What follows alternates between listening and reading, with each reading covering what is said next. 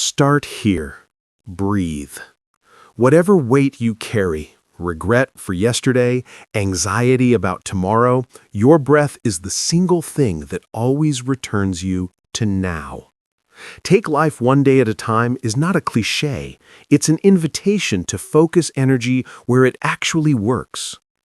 When you learn to live by the day, you stop scattering your strength across a past you can't change and a future you can't yet shape. You become, in the practical sense, more effective, calmer, and more humane to yourself. Picture a cluttered kitchen table. Papers, half-read books, a plate with cold tea. Each item represents a timeline. Tasks undone, conversations left unresolved, plans for a future vacation. When you try to tidy everything at once, you feel overwhelmed. But if you pick one thing, put the cup in the sink, filed the bill, answered the single email, the pile becomes smaller and you gain momentum. The same principle applies to life. The day is the manageable unit. It's the smallest real horizon you can reliably influence. Stoic philosophers asked a similar question: what is within your control? Marcus Aurelius wrote about concentrating on what you can do in the present moment. Epictetus reminded people that the only things we truly own are our judgments, desires, and actions.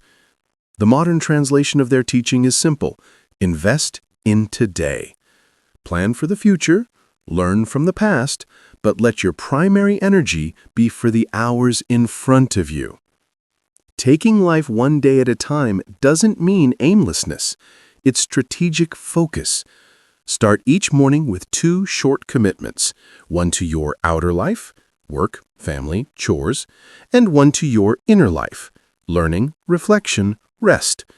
Keep them small and concrete.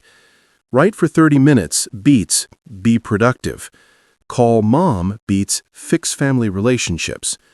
When we lower the barrier to action, we reduce resistance and raise the chance of follow-through.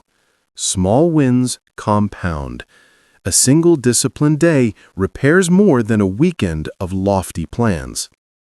There's an emotional intelligence to this approach too. Anxiety is future-focused. Depression often loops in the past. Both rob the present. By redirecting attention to what's directly in front of you, the phone call you can make, the meal you can prepare, the apology you can give, you reclaim agency. You also practice compassion. If a friend messes up, you respond today rather than holding a slow-burning grudge that sours multiple tomorrows. If you fail today, you learn. If you succeed, you do one more useful thing tomorrow. Practical tactics make the idea livable. Use a daily list with 3 non-negotiables. Keep a time buffer. Schedule less than you think you can do. Padding creates margin for life's inevitable interruptions. Cultivate a daily ritual for ending the day.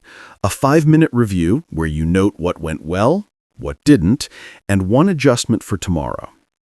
This quiet discipline turns every evening into a laboratory for incremental improvement. Over months, that laboratory produces a different life than one powered by bursts of inspiration and long stretches of chaos. Another important truth: taking life one day at a time is also moral. When you focus on doing your duty in the present, being honest, kind, diligent, you store up a life of integrity. Character grows in small, repeated acts. You cannot manufacture virtue by grand declarations made irregularly. It arrives through doing what's right when it's easiest to avoid. The daily life is the curriculum of the soul. This method is not a cure-all for major problems. If you're grieving, facing illness, or trapped in structural hardship, the day-at-a-time approach won't fix everything, but it can steady you. It narrows the battlefield to a size you can manage. It provides a sequence of small, attainable actions that keep you moving when the terrain is treacherous. In crisis, getting through today without adding new damage is itself a profound victory. There will be days that feel repetitive, even boring. That's part of the work. Routine is the scaffolding of freedom, because it frees your will from trivial choices and reserves it for meaningful decisions. When habits are in place, the mind has more space for creativity, care, and connection. The boredom of disciplined life is the price of long-term flourishing. Finally, remember, taking life one day at a time is not the same as escaping responsibility for the future. It's a method of stewardship. Plan, yes, but break plans into daily tasks. Want a healthier life? Commit to a 30-minute walk today. Want to finish a book? Read 3 pages every evening. Want to repair a relationship? Send one honest message today. The future becomes less intimidating when it's constructed from many well-lived days. So return to your breath. Choose 3 small, concrete things for today and do them.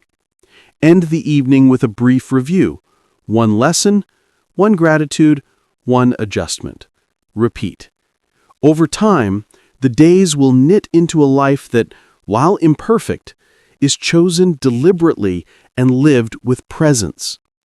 That is the true power of living one day at a time. Not avoidance of ambition, but the cultivation of steady, patient progress, and a life that, in the end, you can look back upon without regret.